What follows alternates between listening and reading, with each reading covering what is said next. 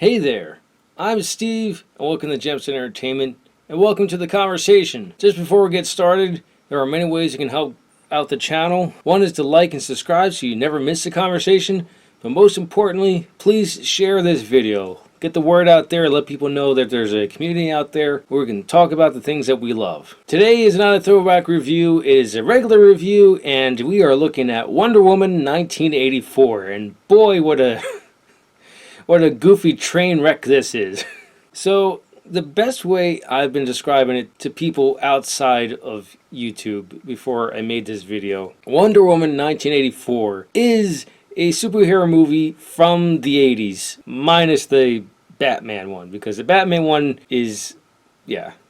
What I mean that this is a superhero movie from the 1980s is that it is pretty campy. So there's this one scene that takes place in the mall, and Wonder Woman is stopping these robbers of this black market in the mall, which there's a part of the goofiness right there, the black market at the mall. I mean, I'm sure it's happened, but it's the black market that this one's talking about is like, you wouldn't expect this at the mall in any kind of reality.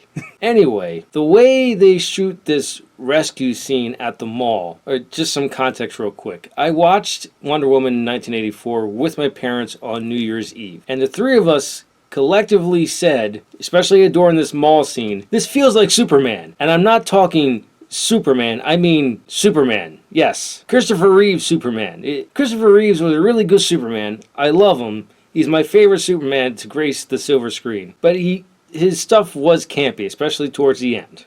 And it seems like they went back to that kind of superhero movie, at least for part of 1984. So I'll sum up the plot and the message of the movie very, very quickly. The antagonist, who's played by Pedro Pascal, I can't remember the character's name, but we'll just call him the Mandalorian, because why not?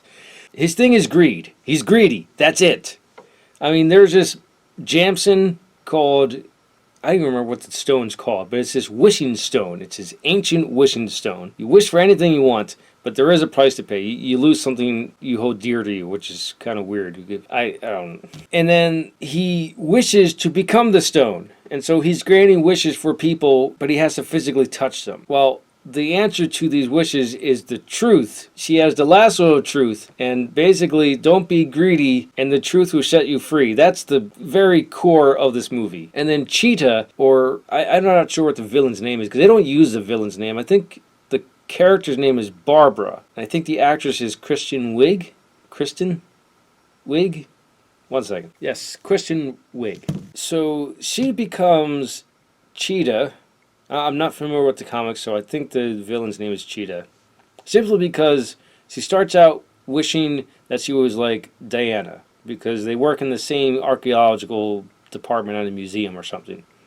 She doesn't know Diana is Wonder Woman at the time, but she wishes to be like Diana because she's beautiful and confident and everyone likes her and stuff like that. She doesn't realize at the same time that she's wishing for her powers. And so she slowly realizes that she's becoming stronger and more agile and faster. And then at some point in the movie, she wishes again, which kind of goes against the logic, the very little that there is in this movie. I don't think you're supposed to be able to make two wishes because, let's see, what's his name? Since I have it up here. Maxwell Lord. He has to have a wish from a new person every single time. But somehow, Barbara, who becomes Cheetah, gets another wish, and she wishes to become an apex predator that the world has never seen. And that's how she becomes Cheetah. It's not a science experiment gone wrong. It's not radioactive waves or any, like, the superhero tropes out there. It's a stupid wish. And this movie is so incredibly goofy. It's a far cry from the first Wonder Woman movie, and it's in a completely different game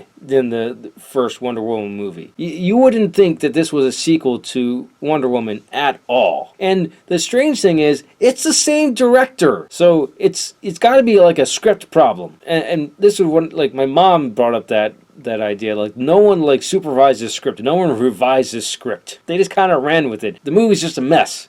The best part of the movie is it the mid-credit scene. That's about it. Those are my thoughts on Wonder Woman 1984. I've only seen it once. I don't think I'm going to see it again. I think maybe you could get a good laugh out of it. I didn't. I was more perplexed than I found it enjoyably bad. It's not really enjoyably bad. It's just bad. If you haven't seen Wonder Woman 1984, let me know in the comments below what your thoughts are, and let me know where you think the DC universe is going. I think I've asked this before. I'll ask again. You think they're going to be doing standalone stuff, kind of like the Joker and Birds of Prey, even though Birds of Prey is tied into the MCU?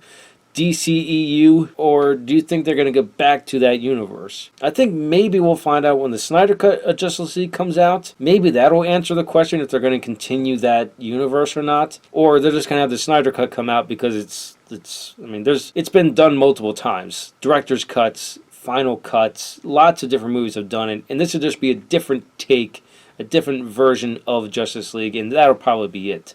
Which I'm for DC movies doing standalones or having their own universe or somehow having a mix of the two. But let me know your thoughts below what you want to see with the DC movies. If you like what you saw, like it. If you think other people like it, share it. If you really liked it, hit the subscribe button.